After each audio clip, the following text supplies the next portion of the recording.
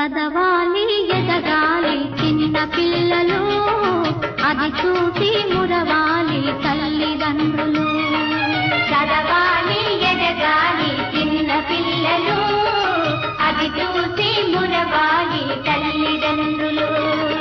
అనుభవాల ఓనమాలు దిద్దుకుంటూ, అనుభవాల ఓనమాలు దిద్దుకుంటూ చెప్పుకుంటూ, చదవాలి ఎదగాలి చిన్న పిల్లలు, అది చూసి మురవాలి తల్లిదండ్రులు.